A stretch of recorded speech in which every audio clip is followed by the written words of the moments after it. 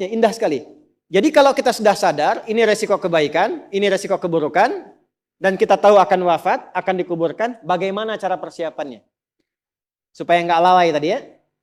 Maka Al-Mumtahanah ayat ke-13. Ya ayyuhalladzina amanu la tatawallaw qauman ghadiballahu alaihim. Qad ya'isu kama ya'isal kuffara min apa? Ashabil kubur. Maka jangan banyak bergaul dengan orang-orang yang menjauhkan kita dari ridha Allah Subhanahu wa taala. Cari teman yang baik sekarang. Pertama, maaf, bikin kebaikan di rumah tangga dulu. Itu kan teman hidup. Ya.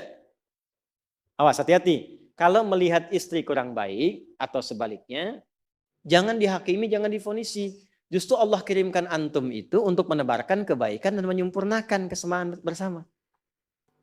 Jelas? Jadi sekarang yang dilakukan teman hidup dulu. Rubah jadi baik dulu. Anak-anak jadi baik dulu.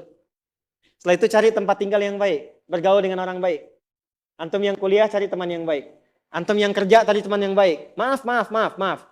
Kalau ada tawaran, kedudukan, hartanya berlipat. Tapi menjauhkan Anda dari Allah, ingat ini. Thumma amatahu fa'akbarah. Ingat saat ditawari itu Anda meninggal. Dikubur. Dan ingat ancamannya. Ingat pasalnya tuh. Ya, ingat suratnya. Paham?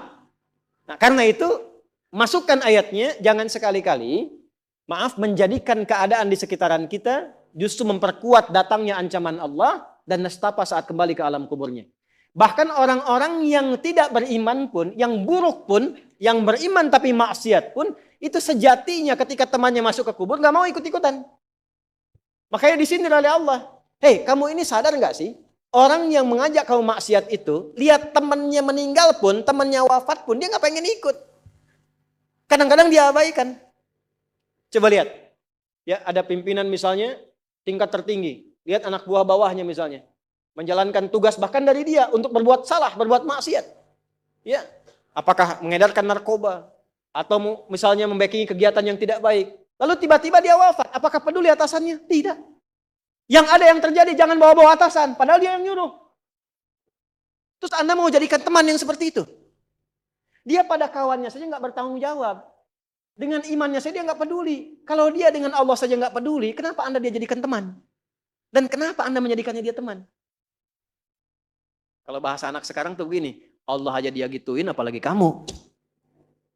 Kan? Ya, Nabi aja dia cuekin, apalagi kamu kan? Ini peringatan Quran, ini bukan dari saya. Ini peringatan Quran. Jangan sekali-kali, Anda dimanapun, Anda berdinaskah, tugas formal. Anda berdagangkah, jangan berteman dengan orang menyimpang. Karena saat Anda susah pun yang akan peduli. Temannya aja yang sama-sama berbuat menyimpang, dia sisihkan, apalagi Anda. Paham? Teruskan. Quran surah ke 35 Fatir ayat 22. Wa ma yastawil ahya'u wal amwat innallaha yasma'u man yasha wa ma anta bimusmi'in man fil qubur. Kalau Anda masih belum sadar juga, kata Allah, hei, kamu ini masih hidup, masih punya harapan, masih punya bekal. Kalau sudah meninggal, nggak sama keadaan orang hidup dengan wafat. Mumpung kamu masih hidup, karena kalau sudah meninggal, temanmu yang meninggal pun kamu nggak bisa dengar suaranya. Cuma saya yang tahu keadaan di alam kubur. Karena saya tahu, kata Allah, dan saya punya Rahman dan Rahim, dengan sayang saya sampaikan kepadamu. Karena sayang saya. Ibu maaf, kalau ada anak misalnya, ingin berbuat menyimpang, ibu cegah tidak? Kenapa? Karena ibu sayang. Karena itulah ibu saking sayangnya, maaf jangankan anak lahir, di dalam saat dikandung pun bukankah dijaga dari yang maksadat? Dijaga dari yang merusak. Ibu kalau sedang mengandung, mau nggak makan makanan yang kotor?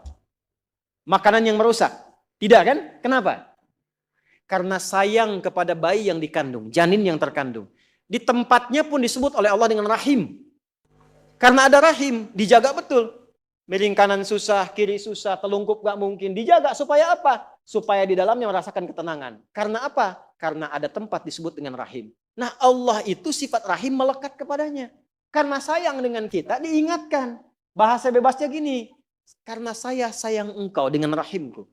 Karena saya cinta kamu dengan rahmanku. Jangan sampai masuk kubur kamu tersiksa, kamu nestapa. Karena beda antara hidup di dunia dengan kehidupan di kubur. Mumpung masih hidup, cari bekal. Karena engkau tak mampu mendengar apa yang terjadi dalam kubur. Jadi kalau tadi Allah sampaikan jangan bergaul dengan yang begini, jangan terlena dengan yang seperti ini, itu karena Allah sayang dengan kita. Itu saja. Jelas ya? Ya, jadi kalau nggak sayang, nggak akan mungkin diingat.